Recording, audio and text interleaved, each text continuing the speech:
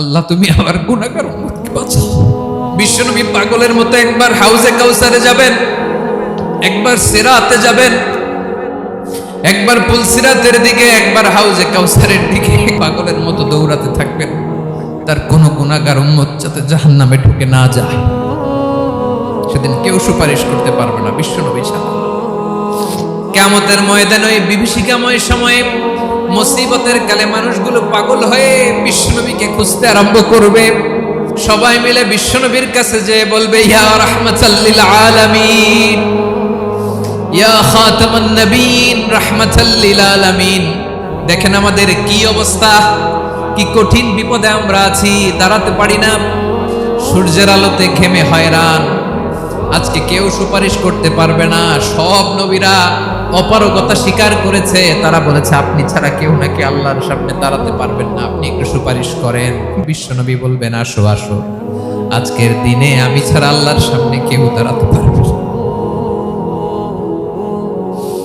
বিশ্বনবী মাকামে মাহমুদে যে আল্লাহু আকবার বলে সিজদায় লুটিয়ে পড়বেন। আল্লাহ রাব্বুল আলামিন বিশ্বনবীকে এমন কিছু চমৎকার শব্দ শিখাবেন, ওই শব্দগুলো দিয়ে আল্লাহর প্রশংসা করে বিশ্বনবী কাঁদতে আরম্ভ করবেন। বিশ্বনবী এমন ভাবে অজর দ্বারায় সিজদায় লুটিয়ে পড়ে কাঁদবেন, রব্বুল আলামিনের রহমতের দরিয়ায় জোশ লেগে যাবে। রব্বুল আলামিন এই দৃশ্য থেকে সহ্য করতে পারবেন না। রব্বুল আলামিন বলবেন, ইয়া মুহাম্মদ ইরফা রাসাক, ও নবী আপনি মাথা তোলেন, মাথা তোলেন, আপনার কান্না আমি সহ্য করতে পারি না। নবী আপনি মাথা তোলেন, সাল তুতা, আজকে আপনি যা চাবেন তাই দেব। নবী আপনি সিজদা থেকে মাথা তুলেন, সাল তুতা, যা চাবেন তাই দেব। ওয়াশফা তুশাফা, যার জন্য সুপারিশ করবেন তার সুপারিশ কবুল করে নেব। বিশ্বনবী এবার মাথা তুলবেন। যে বিভীষিকাময় সময়ে প্রত্যেক নবী বলেছেন আমি পারবো না, প্রত্যেক নবী বলেছেন নাফসি নাফসি, আমার কি হবে আমি জানি না, আল্লাহ আমারে বাঁচাও। প্রতিটি নবী বলবে নাফসি নাফসি, আল্লাহ তুমি আমারে বাঁচাও, আমারে বাঁচাও। বিশ্বনবী মাথা তুলবেন, তুলে বলবেন রব্বি হাবলি উম্মতি, আল্লাহ তুমি আমার গুনাহগার উম্মতকে বাঁচাও। এই দুনিয়ার বুকে রব্বুল আলামিন সব নবীকে একটা করে দাওয়া মুস্তাজাবা দিয়েছেন, মানে যে দোয়া করলে কবুল হয়ে যায় সাথে সাথেই।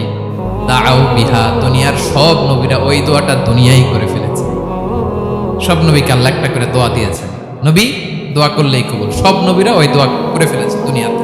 বিশ্বনবী বলেন আমি করি নাই। ওয়া ইন্নী আখতাবি দাওয়াতি শাফাআতান লি উম্মতি ইয়াউমাল কিয়ামাহ, আমার ওই স্পেশাল দোয়াটা আমি দুনিয়ার বুকে কঠিন বিপদে পড়েও কোনোদিন করি নাই। আমি আমার স্পেশাল দোয়াটা কিয়ামতের দিন আমার গুনাহগার উম্মতকে সুপারিশের জন্য রেখে দিয়েছি। আল্লাহ বলবেন নবী ইরফা রাসাক, মাথা তোলেন, আর কাটবেন না। বিশ্বনবী মাথা তুলবেন, আল্লাহ বলবেন সাল তুতা, আপনি যা চাবেন তাই দেব। ওয়াশফা তুশাফা, সুপারিশ করেন, সুপারিশ কবুল করব। বিশ্বনবী বলবেন আল্লাহ ওই স্পেশাল দোয়াটা দুনিয়াতে করি নাই, আজকে আমি তোমার দরবারে দাঁড়িয়ে কিয়ামতের দিন ওই দোয়াটা করছি। আল্লাহ আমার যে উম্মতের হৃদয়ে যাররা পরিমাণ ঈমান আছে, আমার একটা উম্মতকেও তুমি জাহান্নামে ঢোকাতে পারবা না। বিশ্বনবী পাগলের মতো একবার হাউজে কাউসারে যাবেন, একবার সিরাতে যাবেন, একবার পুলসিরাতের দিকে, একবার হাউজে কাউসারের দিকে পাগলের মতো দৌড়াতে থাকবেন। তার কোন গুনাহগার উম্মত যাতে জাহান্নামে ঢুকে না যায়, সেদিন কেউ সুপারিশ করতে পারবে না বিশ্বনবী ছাড়া।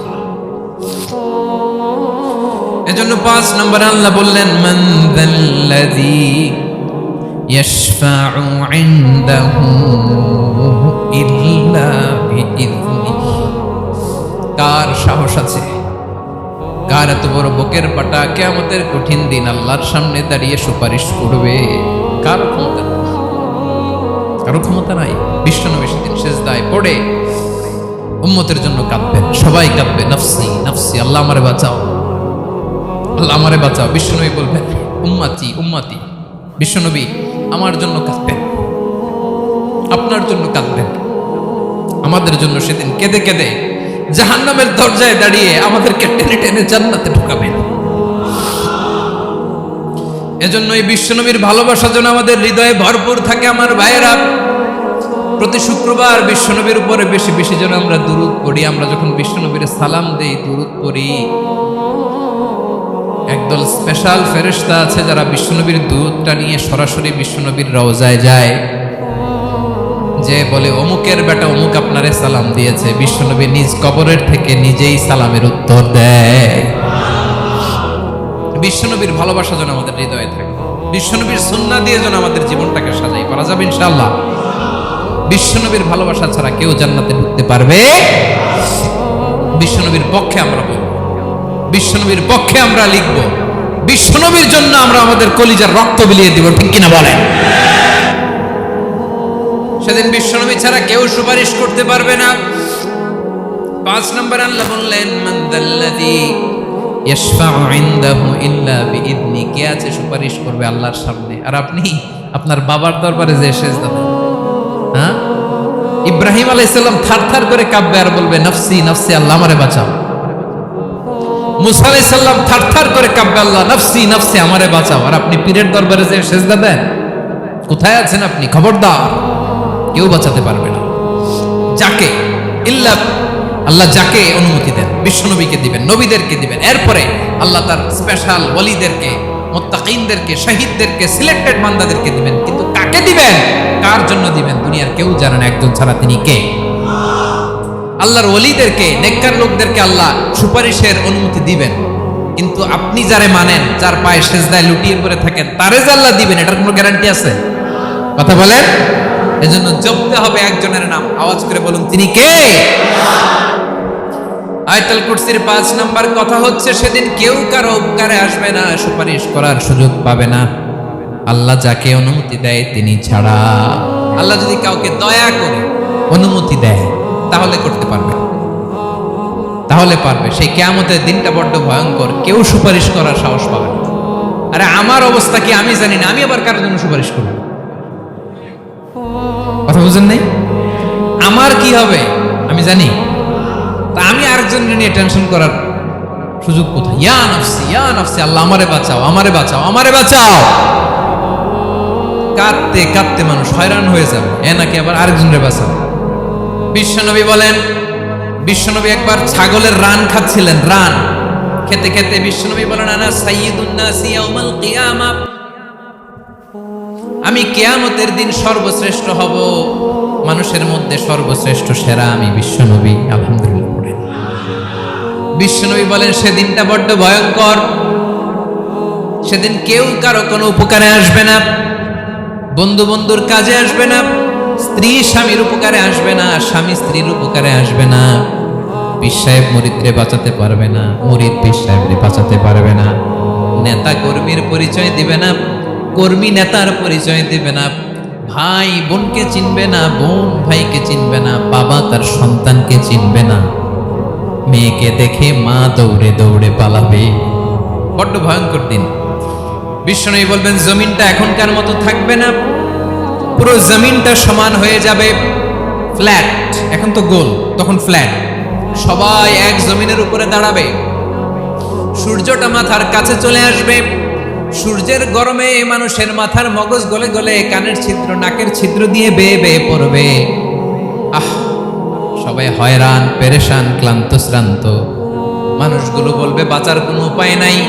50,000 বছর মানুষ এরকম দৌড়াবে, চিৎকার করবে, কাঁদবে, বাঁচার কোনো উপায় নাই। সবাই বলবে, আল্লাহ যদি বিচারটা শুরু করতো, যা হবার হবে, আগে বিচার শুরু করো। বিচারই শুরু হয় না, বিচার শুরু হইতেই 50,000 বছর।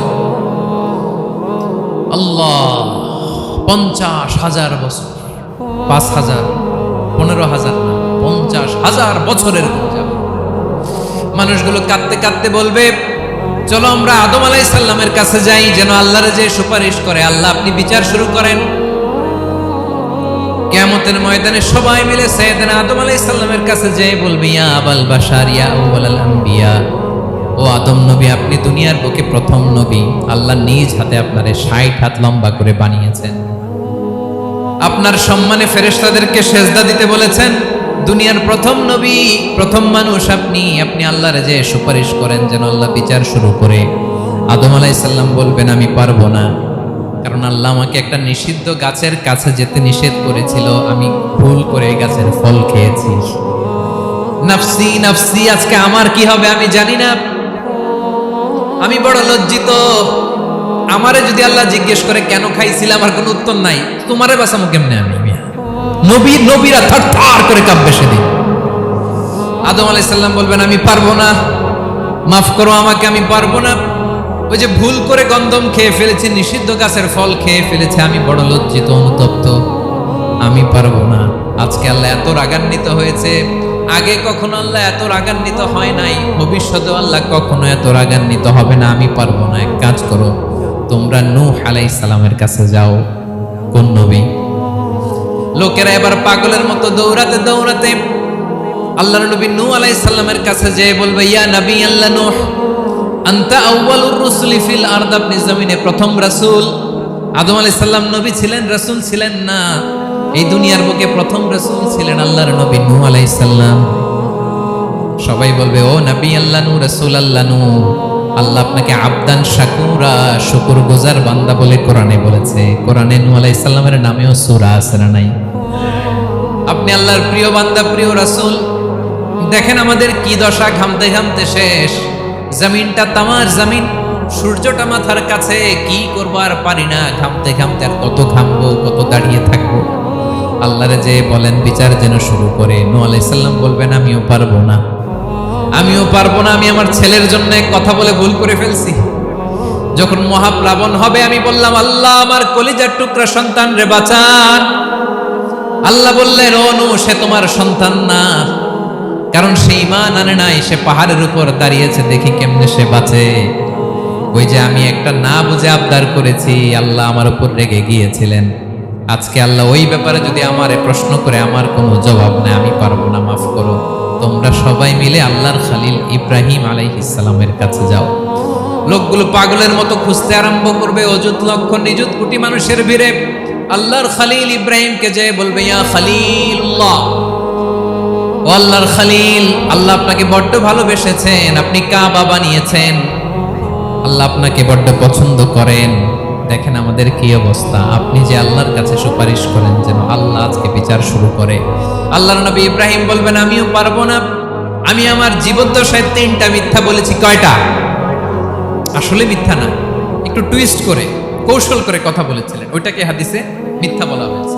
আমি জীবনে 3টা মিথ্যা বলেছি, জীবন বাঁচানোর তাগিদে কৌশল করে 3টা কথা বলেছি। আজকের এই কঠিন ময়দানে আল্লাহ যদি ওই 3টা কথার ব্যাপারে জিজ্ঞেস করে, লজ্জায় আমি মাথা দেখাতে পারবো না, আমিও পারবো না, আমিও পারবো না। আজকে আল্লাহ এত রেগে আছে, আগে কখনো এত রাগে নাই, পরেও রাখবে না।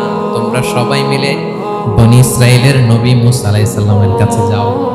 সবাই এবার যাবে মূসা আলাইহিস সালামের কাছে, যে বলবে ইয়া নবী আল্লাহ মূসা, আপনি ছিলেন কালিমুল্লাহ, আল্লাহর সাথে সরাসরি কথা বলতেন। রব্বুল আলামিন আপনাকে তাওরাত কিতাব দিয়েছেন, আপনি যে একটু সুপারিশ করেন। আল্লাহর নবী মূসা বলবেন মাফ করো, আমিও পারবো না, আমি দুনিয়ার বুকে ভুল করে একটা মানুষকে মেরে ফেলেছি। আমি মারছিলাম আদব শিক্ষা দেওয়ার জন্য এক থাপ্পড়, এই থাপ্পড়ে যে ওই লোক মরেই যাবে আমি জানতাম না। আজকে আল্লাহ যদি জিজ্ঞেস করে কেন মারলা, জবাব আছে? ওই লজ্জায় আমি অনুতপ্ত, আমি পারবো না, আমার এই কথা বলো না। আজকে আল্লাহ বড্ড রেগে আছে, আমি পারবো না। তোমরা আল্লাহর নবী ঈসা আলাইহিস সালামের কাছে যাও। কিয়ামতের ময়দানে মানুষগুলো পাগল পাড়া হয়ে আল্লাহর নবী ঈসা আলাইহিস সালামের কাছে যাবে, যে বলবে নবী ঈসা আপনি রূহুল্লাহ, বাবা ছাড়া আল্লাহ আপনাকে বানিয়েছেন, ইনজিল কিতাব দিয়েছেন, মৃত মানুষকে আপনি জীবিত করতে পারতেন। আজকের এই কঠিন বিপদের দিনে আপনি আমাদের সাহায্য করেন। আল্লাহর কাছে যে বলেন যেন বিচার শুরু করে। ঈসা আলাইহিস সালাম বলবেন আমিও পারবো না, ইন্নী উবিদতু মিন দুনিল্লাহ, আমার উম্মত খ্রিস্টানেরা আল্লাহরে বাদ দিয়ে আমি ঈসার ইবাদত করেছে। আমার মা ম্যারি আর আমাকে ডাকতো জেসাস ক্রাইস্ট, আমার ইবাদত করেছে। যদিও আমি আমার ইবাদত করতে বলি না, ঈসা আলাইহিস সালামও ইবাদত করতে বলেছেন একজনের, তিনি কে? আল্লাহর নবী সাল্লাল্লাহু আলাইহি সাল্লাম বলবেন আমিও পারবো না, আজকে আল্লাহ অনেক রেগে আছে, আমি পারবো না, তবে একটা পরামর্শ দিতে পারি, একটা সাজেশন দিতে পারি। আজকের দিনে এই কঠিন মুসিবতের কালে, এই কঠিন সময়ে কেউ আল্লাহর দরবারে দাঁড়িয়ে একটা টু শব্দ করার ক্ষমতা কারো নাই, একমাত্র আখিরি জামানার পয়গাম্বর বিশ্বনবী মুহাম্মদুর রাসূলুল্লাহ ছাড়া। মানুষগুলো এবার আগুনের মধ্যে পানি দিলে যেমনি আগুন নিভে যায়, দাউ দাউ করা হৃদয়ে জ্বলন্ত আগুন তাদের ঠান্ডা হবে। কিয়ামতের ময়দানে ওই বিভীষিকাময় সময়ে মুসিবতের কালে মানুষগুলো পাগল হয়ে বিশ্বনবীকে খুঁজতে আরম্ভ করবে। সবাই মিলে বিশ্বনবীর কাছে যেয়ে বলবে ইয়া রাহমাতাল লিল আলামিন, ইয়া খাতামান নবীন, রাহমাতাল লিল আলামিন। দেখেন আমাদের কি অবস্থা, কি কঠিন বিপদে আমরা আছি, দাঁড়াতে পারি না, সূর্যের আলোতে ঘেমে হয়রান। আজকে কেউ সুপারিশ করতে পারবে না। সব নবীরা অপারগতা স্বীকার করেছে, তারা বলেছে আপনি ছাড়া কেউ নাকি আল্লাহর সামনে দাঁড়াতে পারবেন না, আপনি একটু সুপারিশ করেন। বিশ্বনবী বলবেন আসো আসো, আজকের দিনে আমি ছাড়া আল্লাহর সামনে কেউ দাঁড়াতে পারবে না। বিশ্বনবী বলবেন আল্লাহ, ওই স্পেশাল দোয়াটা দুনিয়াতে করি নাই, আজকে আমি তোমার দরবারে দাঁড়িয়ে কিয়ামতের দিন ওই দোয়াটা করছি। আল্লাহ, আমার যে উম্মতের হৃদয়ে যাররা পরিমাণ ঈমান আছে, আমার একটা উম্মতকেও তুমি জাহান্নামে ঢোকাতে পারবে না। বিশ্বনবী পাগলের মতো একবার হাউজে কাউসারে যাবেন, একবার সিরাতে যাবেন, একবার পুলসিরাতের দিকে, একবার হাউজে কাউসারের দিকে পাগলের মতো দৌড়াতে থাকবেন। তার কোন গুনাহগার উম্মত যাতে জাহান্নামে ঢুকে না যায়। সেদিন কেউ সুপারিশ করতে পারবে না বিশ্বনবীর সাথে, কারো ক্ষমতা নাই। বিশ্বনবী সেদিন সেজদায় পড়ে উম্মতের জন্য কাঁদবেন, সবাই কাঁদবে নফসি নফসি, আল্লাহ আমারে বাঁচাও, আল্লাহ আমারে বাঁচাও। বিশ্বনবী বলবেন উম্মতি উম্মতি। বিশ্বনবী আমার জন্য কাঁদবেন, আপনার জন্য কাঁদবেন, আমাদের জন্য সেদিন কেঁদে কেঁদে জাহান্নামের দরজায় দাঁড়িয়ে আমাদেরকে টেনে টেনে জান্নাতে ঢুকাবেন। এজন্য এই বিশ্বনবীর ভালোবাসা যেন আমাদের হৃদয়ে ভরপুর থাকে। আমার ভাইয়েরা, প্রতি শুক্রবার বিশ্বনবীর উপরে বেশি বেশি যেন আমরা দুরূদ পড়ি। আমরা যখন বিশ্বনবীর সালাম দেই, দুরূদ পড়ি, একদল স্পেশাল ফেরেশতা আছে যারা বিশ্বনবীর দুরূদটা নিয়ে সরাসরি বিশ্বনবীর রওজায় যায়, যে বলে অমুকের বেটা অমুক আপনারে সালাম দিয়েছে। বিশ্বনবী নিজ কবরের থেকে নিজেই সালামের উত্তর দেয়। বিশ্বনবীর ভালোবাসা যেন আমাদের হৃদয়ে থাকে, বিশ্বনবীর সুন্নাহ দিয়ে যেন আমাদের জীবনটাকে সাজাই, পারা যাবে ইনশাআল্লাহ।